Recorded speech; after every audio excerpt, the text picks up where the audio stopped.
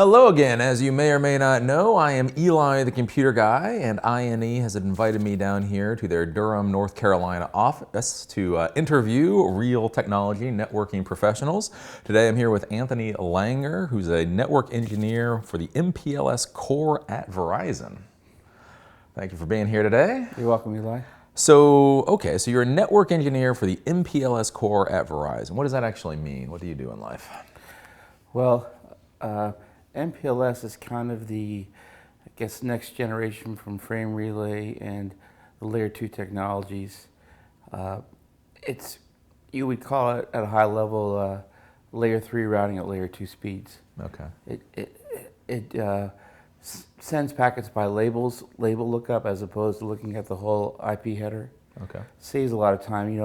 A few nanoseconds here and there along the way, it really helps a lot. Yeah. The network I'm working on right now, and I think one of the reasons I've been there so long is because I started it with 8 nodes in the US, and we've expanded to 65 countries. Really? Wow. So it's kind of like, I don't know, it's been like a child or something I've grown up with. Yeah.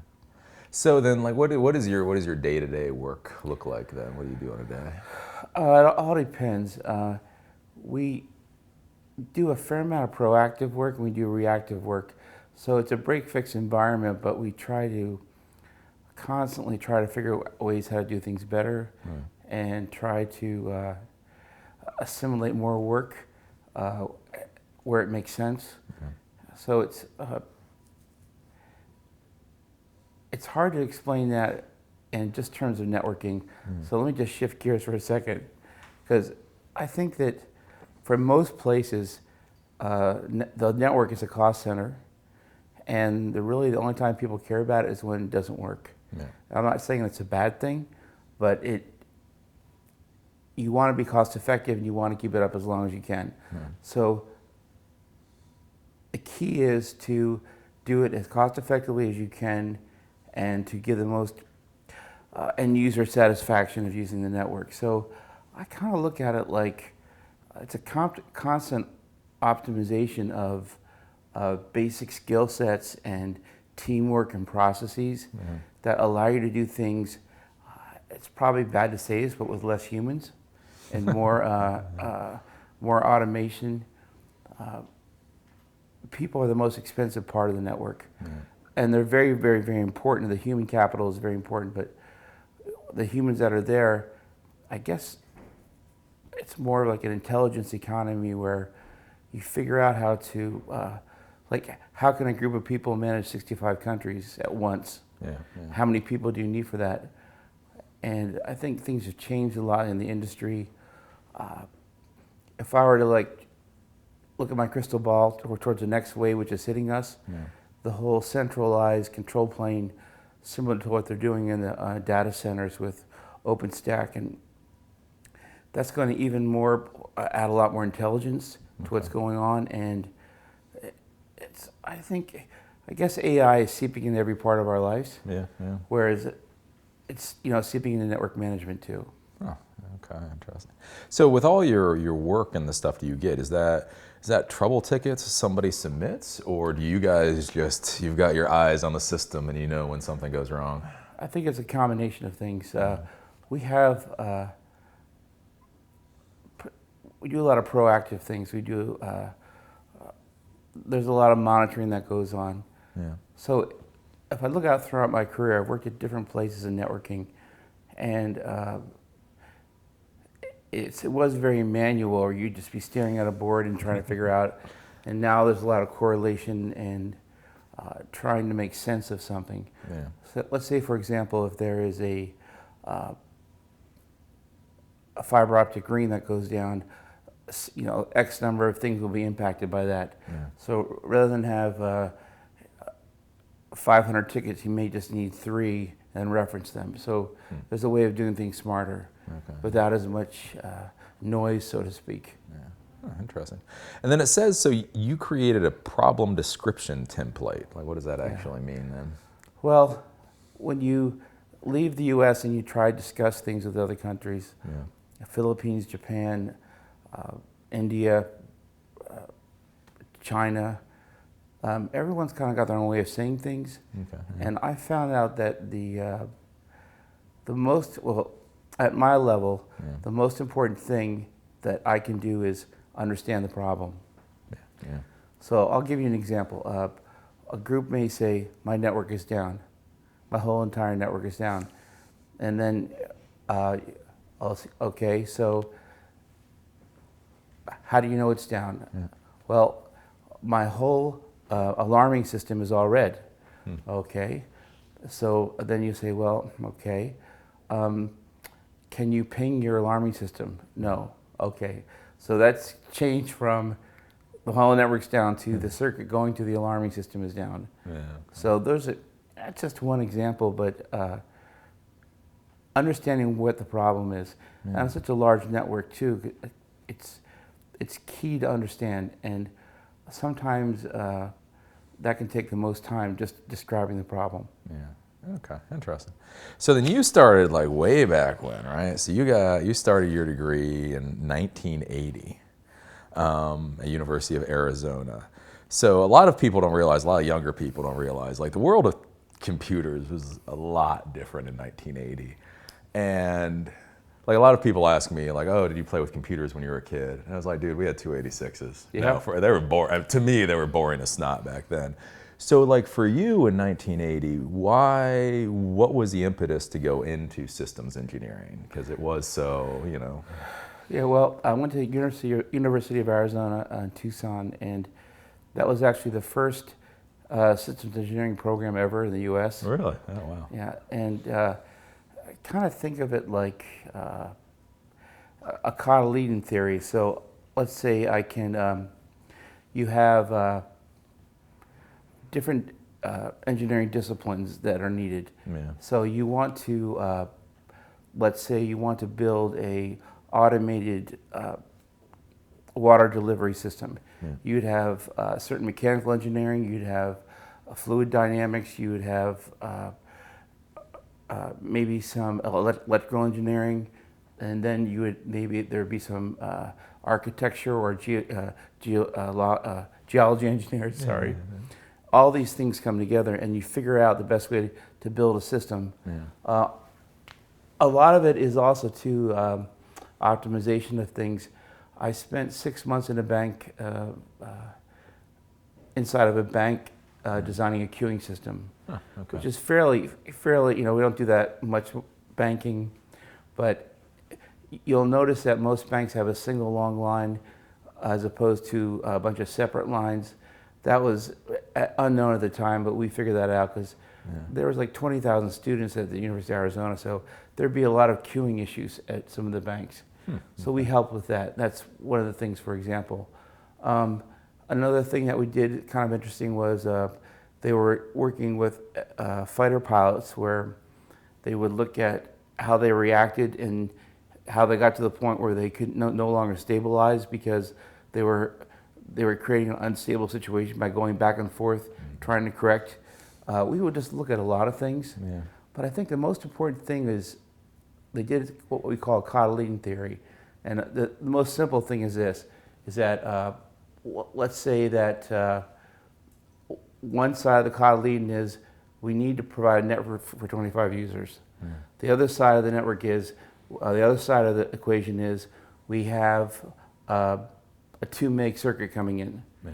So then you have to find the point in the middle where everything works, where all the users can, and what's the bandwidth and how can we do this and how can we count. So you're dealing with multiple degrees of freedom, and you come up with an optimal design based upon that. So that can be used a lot of ways. It can be used in financial engineering decisions, and it's fairly powerful.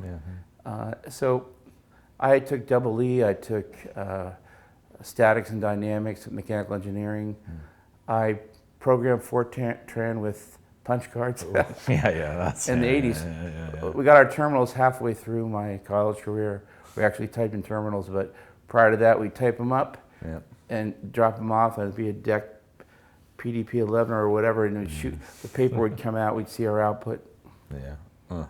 So were you, like back then, were you interested in computers or engineering? Like were you trying to be an engineer that happened to do it with computers, or was computers your focus? Well, I was interested in integrated circuits and silicon at the time. Yeah.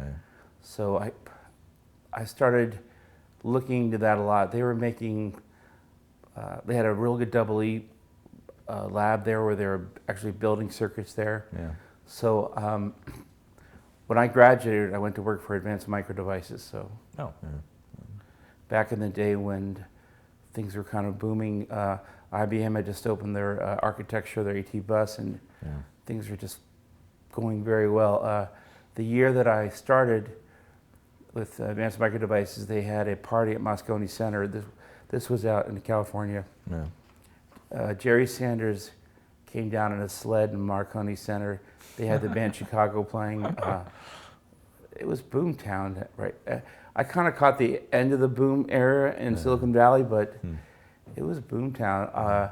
There were often times where you would go into a bar or whatever after work on a Friday, and managers would be handing out $100 bills. It was just, it was crazy successful. Did you find that kind of environment, was that actually motivational? Was that something that actually motivated you, or was it everybody's just kind of doing it and so you go along with it? Well, you know, it's kind of funny because I left Advanced Micro Devices and went to work for AT&T. Yeah. At that time, it was called AT&T Microelectronics. So the divestiture came 84, 85 when all the Bell companies broke up. Yeah. Yeah. And when I went to work for AT&T, they said that a lot of the regional Bell operating companies were not using the AT&T factories, and there were a lot of people that were going to get laid off. So that gave me a lot of motivation to sell capacity on the factory, because I was kind of a sales engineer, technical. So I found I was a lot more motivated by that than I was BMWs and six-figure salaries at the time. But I much more enjoyed my stint. I stayed at Advanced Micro Devices for 1 year. Okay. Yeah. And then I worked for AT&T for 7. Okay. And then, but when you were in school, it says you started a passive solar company with a professor. How did that work out? Yes, you got to think about it. Arizona gets so much sun, Yeah. and they weren't using it. And I had a professor. His name was Dr. Schultz. He said, everyone should get a master's degree and start their own company. Okay. And he was very driven, very creative. So we started that, and we started just putting like a water tank on the roof, encapsulated, and it would feed their washer and dryer and their hot water needs. Yeah. And now it's just getting to the point where I think people are starting to use solar more.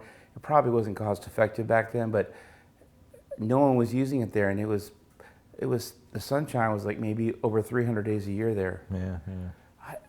I find that kind of interesting, but I didn't get any further into it. But I really enjoyed. I would just basically go door to door, and we designed it, and then I went door to door, and we didn't sell a lot, but we sold enough that I didn't have to work another part-time job. I was working in a restaurant. I left that job and became a solar hot water guy. Yeah. How did that conversation start, though? Did the professor come to you? Did you go to the professor? He opened it up and said, I want to start a solar company. He said, it's insane that we're not using solar here. Okay. So I stood up and volunteered. 2 other people did over the course of a couple of years. So Yeah. Huh. Well, that's cool. So then you go, and so you get your degree, though, and it's in systems engineering, and you spend a year with AMD. So is there any reason you only spent a year with AMD? Because back then AMD was still it was very good. Yeah. I think the whole AT&T thing, the challenge of filling the factories, Yeah. it kind of caught me, and it was brand new. They had, it was like open territory. Yeah. I called on Sun Microsystems. I met Andy Bechtolsheim, inventor of the workstation. I called on Apple Computer. Yeah. That wasn't a very good time for Apple Computer. That was the time when they were trying to do the Newton with a Coke or Pepsi guy, and I think that Jobs was booted out around then. It was a bad time for Apple. So Interesting. So then you go there, but you're doing sales. Yeah. So that's kind of curious because you actually you can get your degree in engineering, but like most people, you can either do engineering or sales. So how did you then get into sales, or why did you want to do sales at all? Well, I didn't want to only design chips. Okay. So I was kind of probably a lot more technical than sales. Yeah. And then it helped me out a lot with AT&T because AT&T was very, they had a lot of resources. Yeah. And the more technical I was, the better we seemed to do bringing up a technical solution, because we were coming in new to Silicon Valley. They didn't know who to trust. And I think the deeper you got with them, the more relaxed they got coming in, and that worked. Yeah. But I eventually stopped that. I moved back to North Carolina, and my parents had retired and moved to Boone. Okay. So I moved back to Raleigh, and my brother was a pilot then. So I just moved back here. Yeah. I went to a networking school and kind of cross-trained myself. That was 93, 94. So was that just so you were in Silicon Valley for AT&T, and then you come. So it's kind of curious, like, was that just a personal thing? Was it better professionally to come back here? Have you had issues since you came back to? Well, I think it was a combination of being quite honest. Yeah. I lived in Silicon Valley during the week, and I had an apartment on the Haight, up in Haight-Ashbury, San Francisco. And I think that probably wasn't the best decision I made. I'm glad I left. I was glad I was there. I was glad I left. Yeah. You know, if you look at a lot of the bands that started, like the Grateful Dead and then Jefferson Airplane and the Summer of Love, I mean, it all kind of happened there. Yeah. And it was very exciting. And Yeah. I have been in a boat going underneath the Golden Gate at different hours of the night with people, and I'm kind of part of the sales thing. You do kind of things that are you're motivated from a lot of reasons, maybe going out to dinner and having too much wine from Napa Valley, but I lived that lifestyle. I don't think it was. I think I missed my family, and I wanted to start a family. It was that kind of thing. Okay. It was. I really enjoyed San Francisco, and I enjoyed, but I think I started and I got married. I have 3 children now, so it's about 4 years later. I started my family here, and after I moved, so. Oh, okay. So then you leave AT&T, and so you come back here and you start doing the contract network engineering at the IBM PC factory, and you start learning. So you return to networking school, a network specialist. So what was the decision there? Because you're an engineer. So I'm kind of surprised you didn't focus on chips or focus on something a little, not higher. I hate to say higher level than networking, but you know what I'm saying? Like, what got you into networking then? Well, I think it was more or less like sucked in by the vortex of what was happening in the mid '90s with the internet. I mean, things were just exploding. It was an explosion in terms of internet and T1s, and well, first off, everyone had like 2 phone lines, and then it started going to DSL, but the whole internet and WAN started taking off. If you look at this area, at one point in time, you had Cisco, Nortel, AT&T Solutions, MCI, 4 large companies, all hiring WAN engineers, and that boom took off. So that was and it seemed to be interesting to me, and it was easy to find work with my limited skill set. So I jumped on the wagon, and I never got off. I know hindsight's 20/20, but I'm fairly happy with it. But it was more or less like what was happening then. I was in school, and even 6 or 9 months in the school, I started getting temp work, and because there was such a demand. Oh, okay. So I see that you didn't go on for your master's degree or anything like that then. Was there a specific reason, or just? No, I don't think so. I think that being in Silicon Valley, being around all those companies was very exciting, and I worked a lot. I didn't go to school. I would say I worked hard and played hard, but as a sales guy, you're kind of doing it 24/7. You're working hard, and then you're playing hard with your customers. Because if you're not, someone else is. And really interesting. So so you do that for like 3 years, and then you actually go back to AT&T. Yeah. Then. Was there any particular reason, or? Well, it was AT&T Solutions, so they just brought up a new center, and they were. I was at IBM PC Factory, and they brought up a new center, and they were hiring. I interviewed on a Thursday. I was hired on a Monday. Really? Was there anything in particular? Did you just have the credentials they needed? Yeah, well, they looked for college degree and network experiences. They were dividing up their workforce. You had to wear a tie to work. You had to have a college degree. I don't know exactly what that was going on there, but I fit a lot of the things. Plus, I had 7 years on the West Coast in a different division, so I got in the door. I had some good references. So how does that work with you? Because we've done a lot of interviews, and a lot of these people are bouncing. Like they'll have like 10 jobs where they barely even lasted a year. But you, I mean, you're 7 years, 3 years, 2 years, 16 years. So how does that hiring process work for you then? Because obviously you're not jumping very much. So when do you decide to put out your resume? When do you decide to interview? What's the thought process? That's a good point. I think you always have to have a plan B. Yeah. And if you don't, you're kind of vulnerable. But at the same time, if you work on your plan B and do like the cubby sharpen the saw, you're better at your job. Okay. Yeah. So I wanted to. I think I'm more of an emotionally driven person. Where how can I explain this? So with AT&T, I was more motivated to keep the people in the factories, and I was very excited about that. And I hit my sales targets, and it was a positive thing. With the whole Verizon, to me, it was more like holding our ground and showing, because originally my company was MCI. Okay. And I had an amazing boss at MCI. He was just simply amazing. He was very motivating, and he was continuously improving, and I was syncing with that. Everything was going well. We were growing like 300% a year. Yeah. And then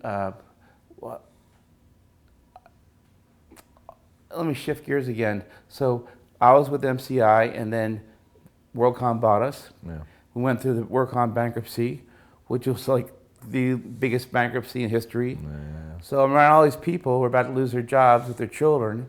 And I said, we're going to hold the line. And I said, well, I'll go down with the ship. Huh. And so I did that around 2003, 2004. Yeah. And that momentum carried me a long way.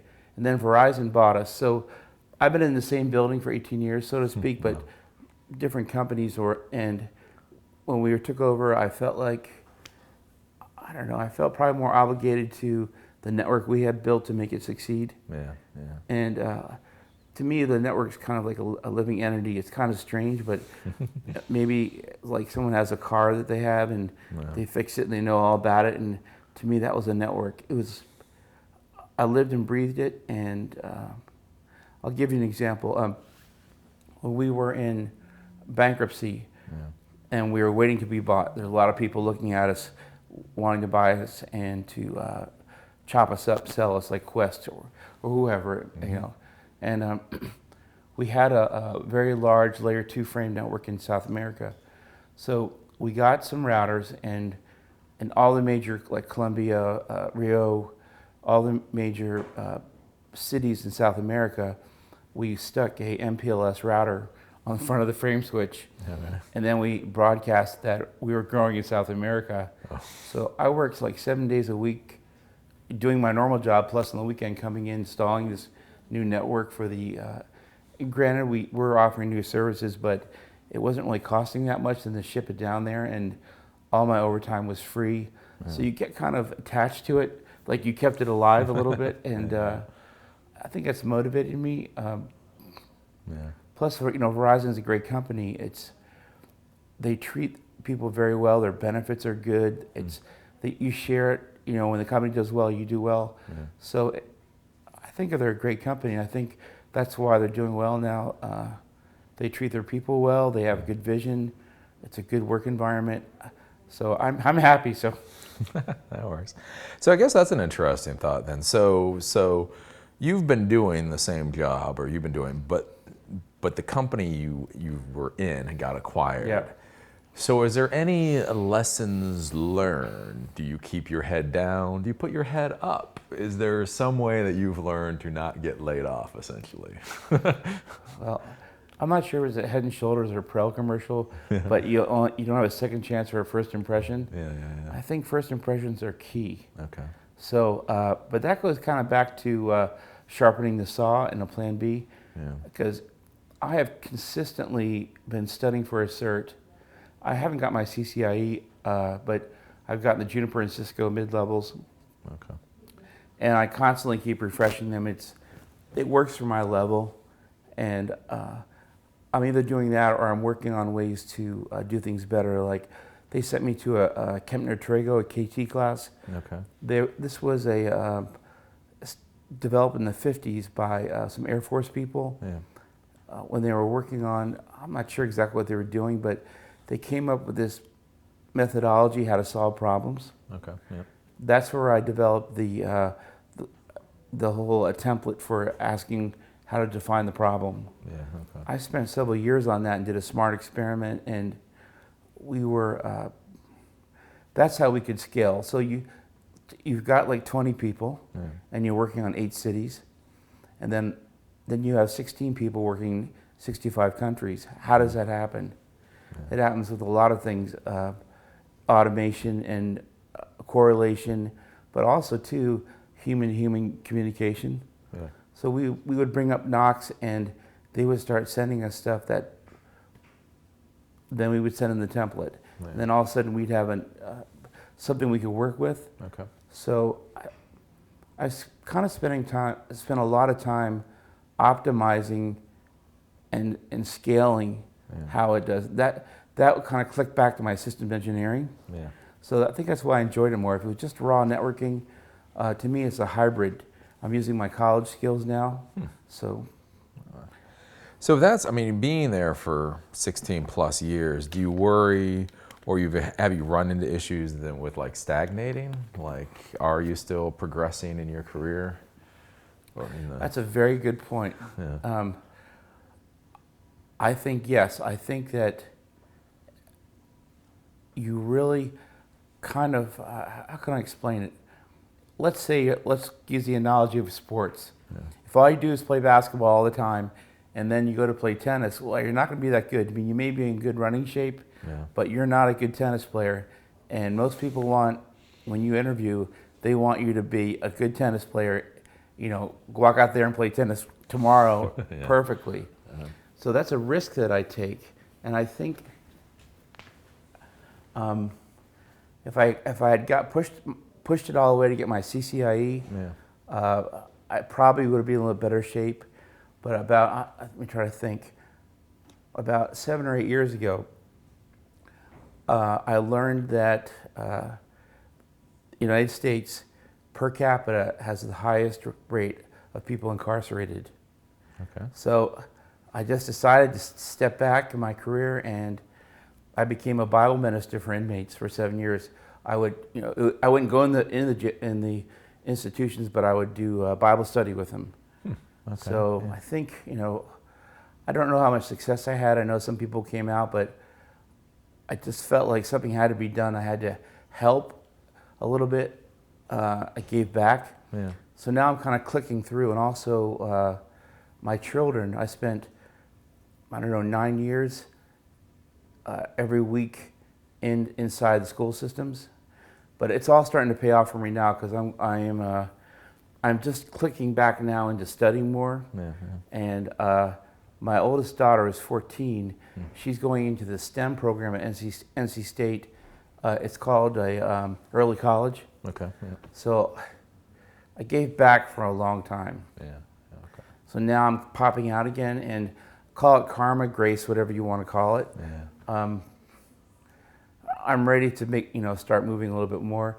It may be inside or outside the company, but right now I still have more to do where I am right now to make it a very successful, it's kind of like for a long time. I think we're starting to turn the tide in terms of how well we are looked at inside Verizon, our group here in Cary, and I think we're getting a good reputation.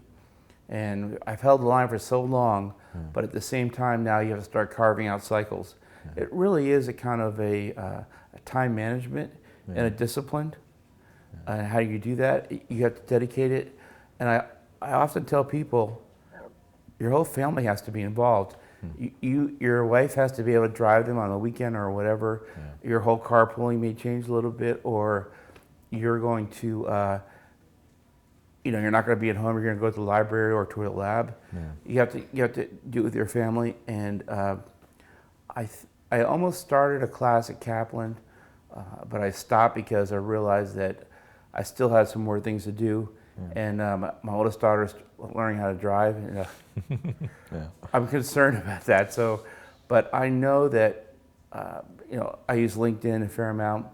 And I do know some people inside industry. Like, I have phone conversations with different people, like some people at Juniper I talk to.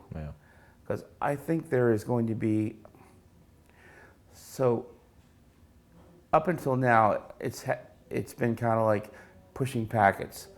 And then some packets are higher priority, like video and voice, and other packets are like web or email. But I think things are going to change a lot. And I recently joined ISA, the Security Association, and I started working on this concept where there's a place in Germany called the Tannenberg Forest, where in 9 AD the Romans were ambushed there. And so I started talking this concept where bringing the whole WAN, which I've been doing for like forever, into the whole concept of security, where by using analytics, if you could target flows of traffic and then direct them down to what I call the Tannenberg Forest, where if you directed this traffic down this certain path, you would go much deeper into it, and it would be suspect traffic, and then you could also use just randomly pull flows out and put them in there, like source destination flows. So I'm being a little random here, but with all my WAN experience, I'm starting to bridge that into security ideas, and starting to going to these events and just talking to people about my ideas, like how can I leverage 17 years on probably like a second largest network in the world. How do I bring that into, and I think for me, probably security is good, or some type of optimization, but I'm kind of more bent towards security because to me it's kind of, I don't know, I think I get a sense of satisfaction there. That's cool.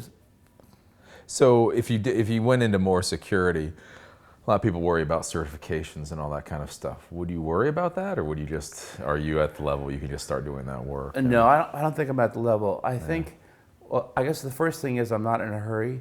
I like my job, I like what I'm doing, and I'm in contact with directors in security in my company.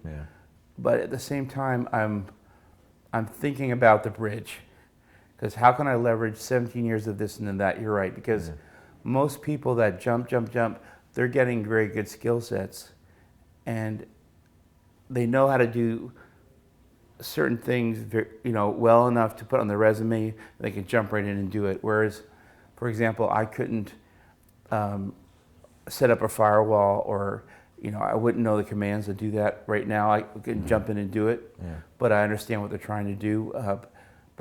So I think I'm lukewarm to cold on a lot of technologies other than WAN and MPLS. But I understand the theory behind it. In a way, it's all packets, right? You have an IP header, and you have whether it's TCP or UDP or whatever. I mean, we're all pushing the same things or looking at it differently.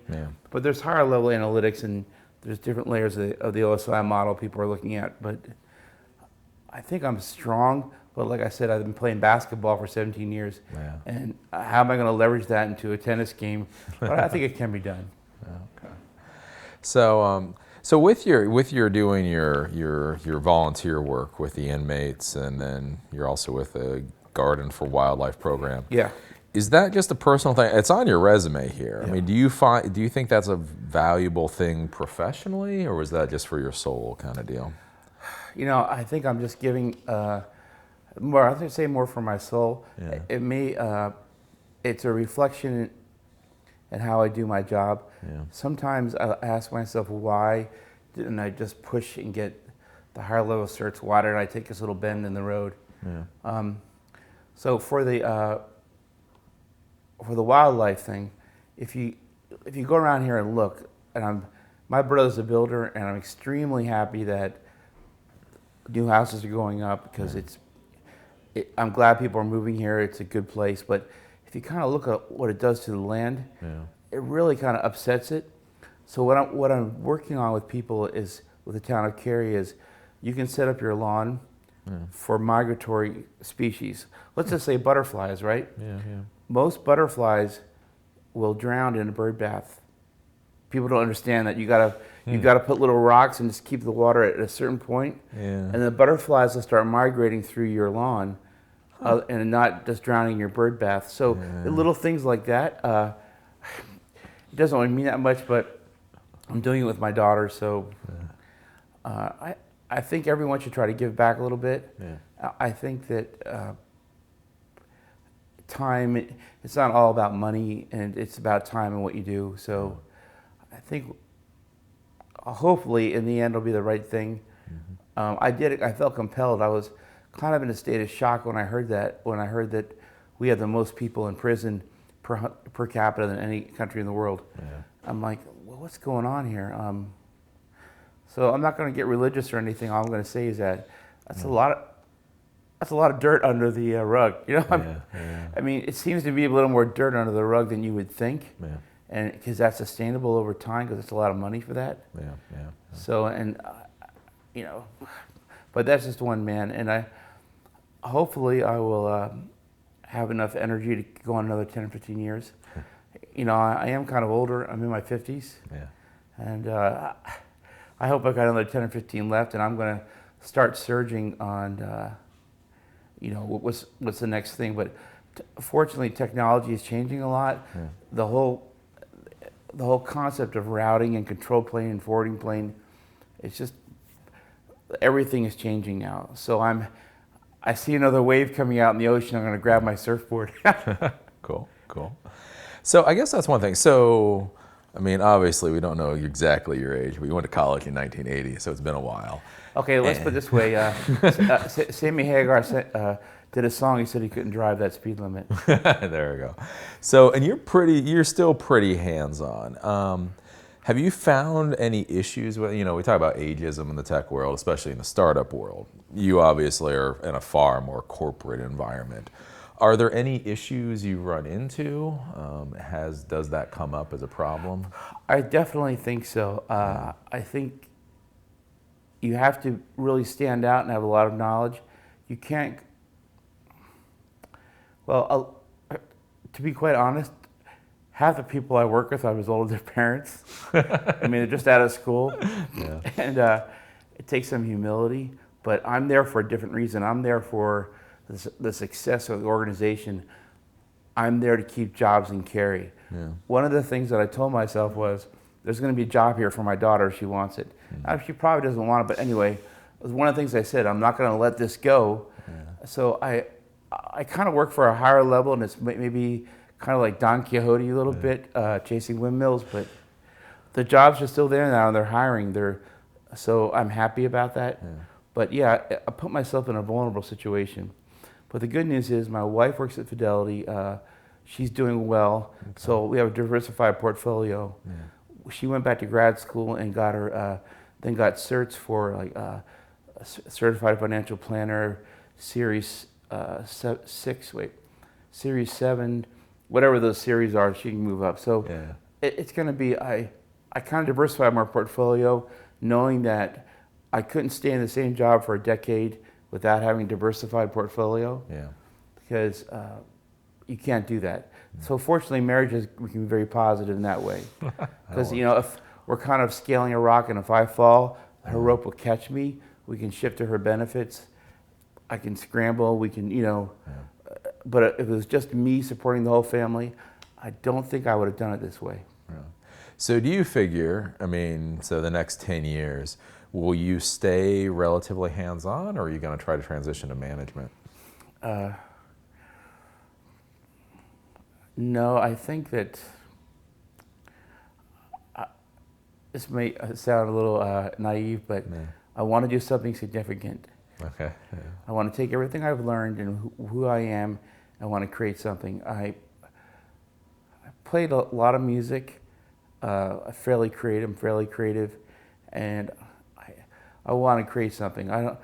I guess you could call it wanting to be an inventor.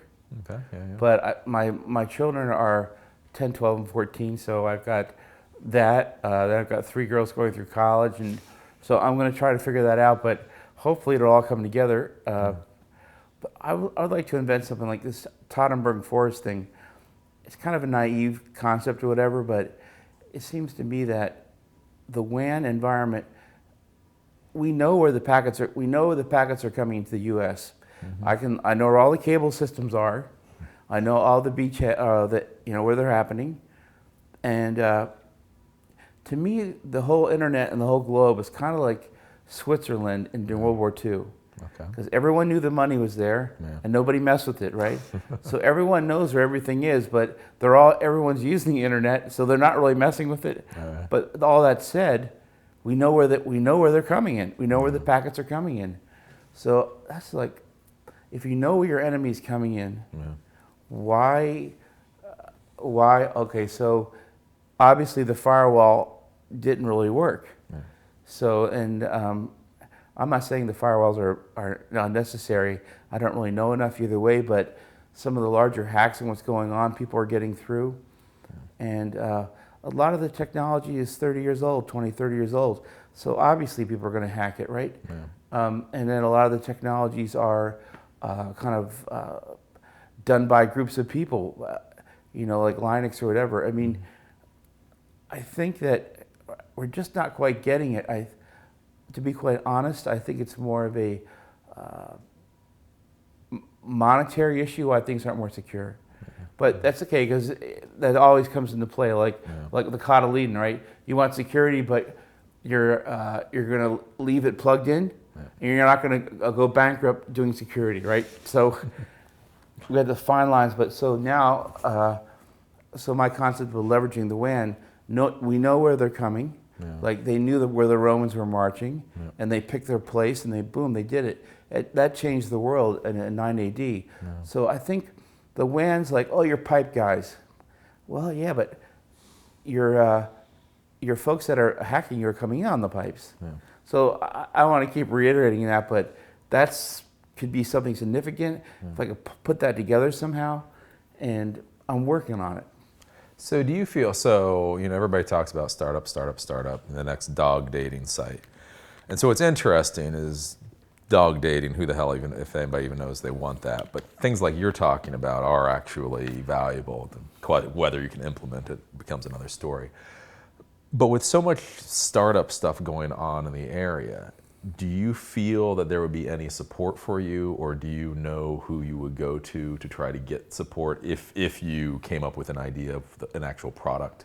Well, that's a very good idea. That's a very good point. Yeah. So what I do is I'm a member of ISA. I'm a member of IEEE Carolinas. Yep. So I stay in tune with those two major groups. Yeah. And inside those, just you sit down, like we always have a dinner before at ISA. Mm-hmm. Depending on who you sit down next to, you talk to.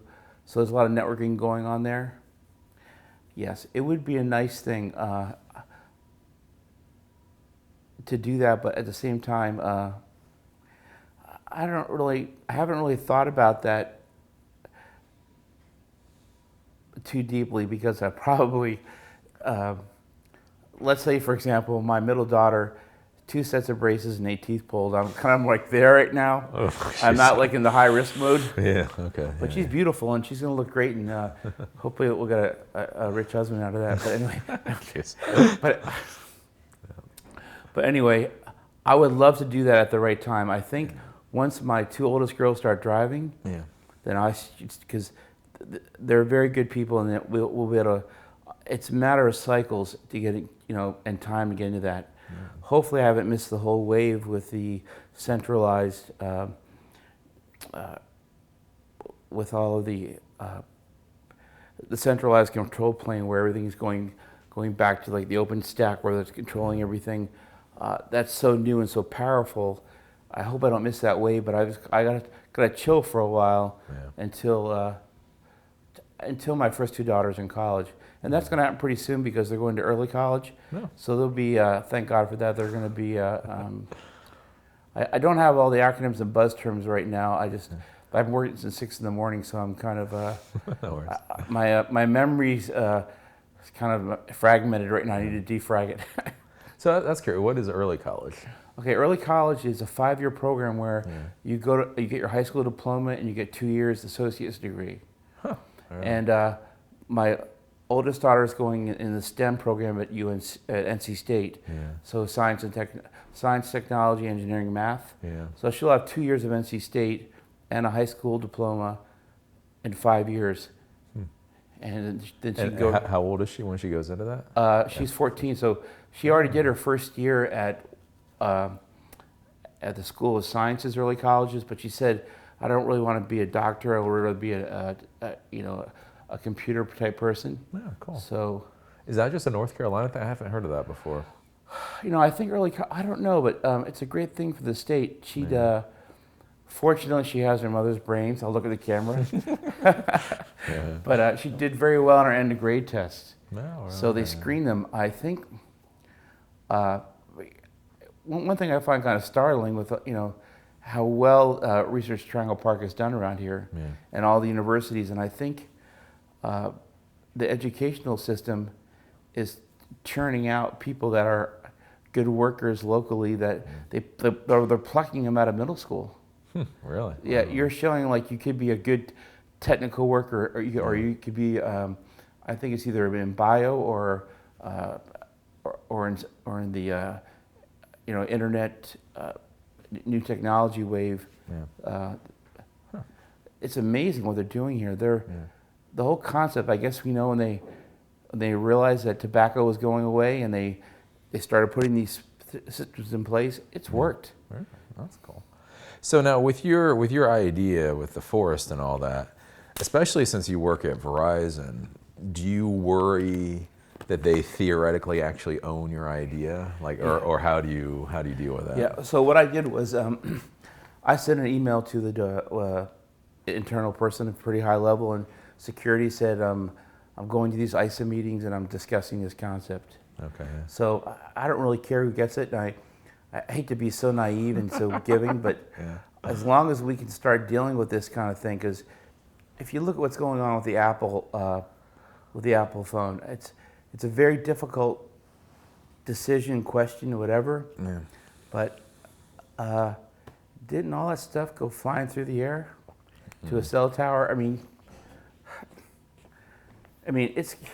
they're worried about the end device, but I look at it, oh gosh.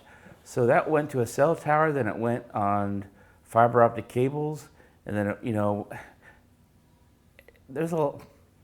to me, there's not just the end device that's involved. So I keep thinking about that over and over again, but I think it has a lot to do with me being on the, what I'll call the dark side, or the whatever, where no one really sees or hears or knows and even understands. Yeah. So then, your daughter's going through STEM. I guess one of the final questions would be: so you're a poster child almost for what you don't see anymore. I mean, working a long time at AT&T, IBM, Verizon. I mean, these are big names. Nowadays, you hear everybody talking about for weird startup companies that you literally don't even know how to spell. So with your daughter coming out, when she turns 19, she has that degree. If you had advice to give her, would you tell her to go startup? Would you tell her to go to something like Verizon, follow her passion? I would tell her to go to startup. Yeah. And I would tell her, like any good relationship, don't be afraid if you're not syncing with the people there since you're young to move. Yeah. I think that there's such power. There's such human power. I mean, it really is human power. Yeah. If you look at Jobs, right? First he had Wozniak, and he came up with the ideas. Then he had who's the other guy that designed the iPhone, the iPad? Oh gosh. Oh, Ives. Yeah, Ives, Johnny Ives. Yeah. That's human power between a visionary and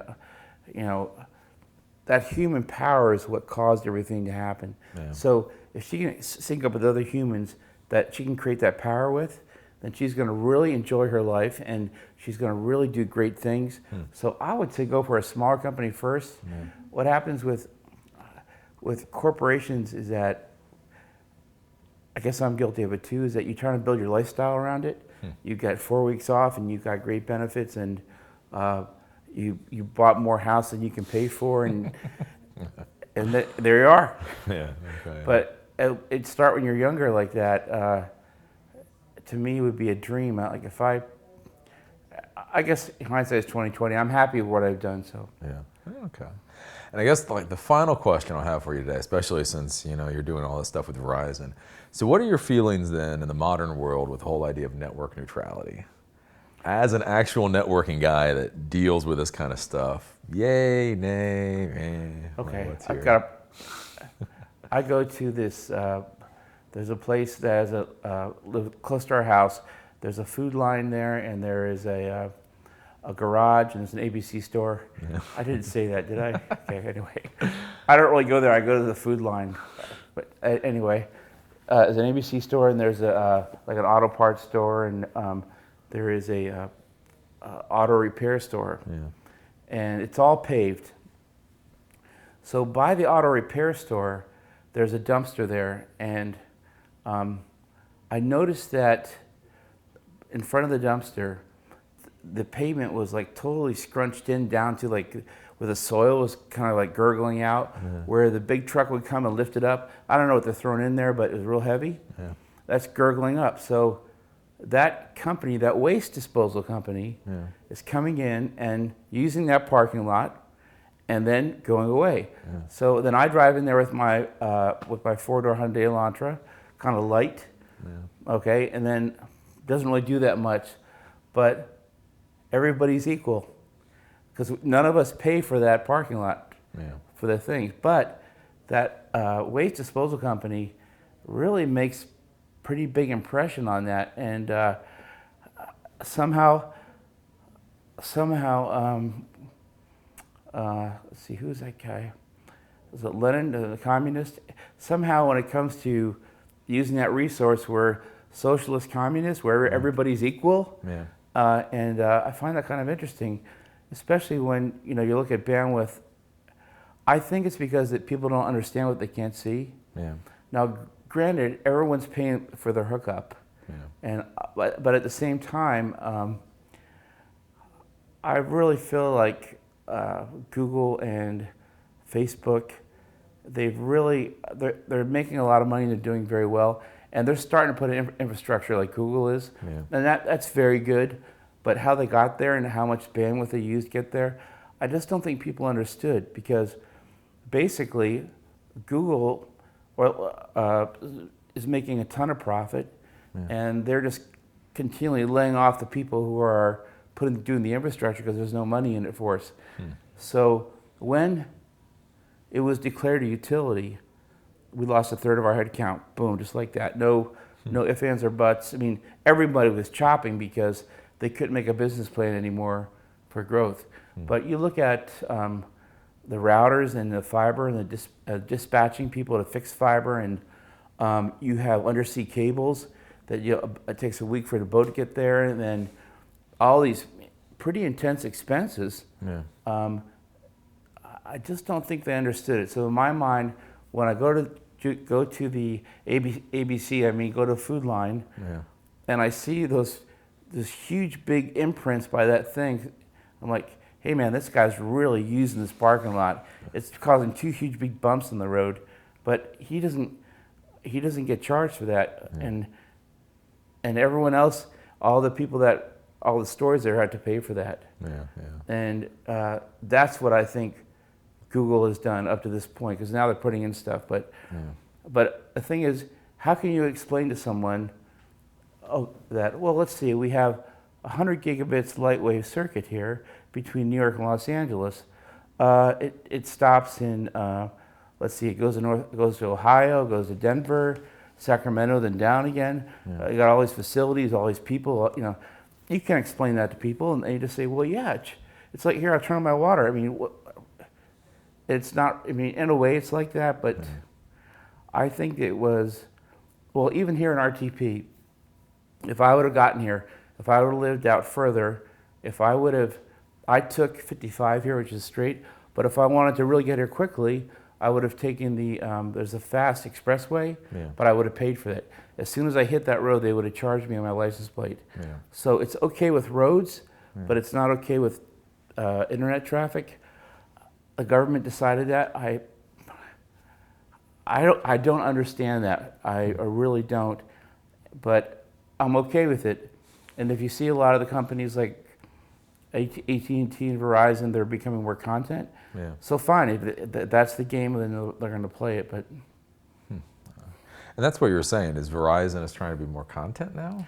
well, I think they're doing a great job. They have these creative people that are doing things like, there's a Go 90 I have on my phone now, Yeah, yeah. where they have, you can watch shows, at least me with Verizon, if you're a Verizon customer and you use the Go 90, it's, you don't get charged for data.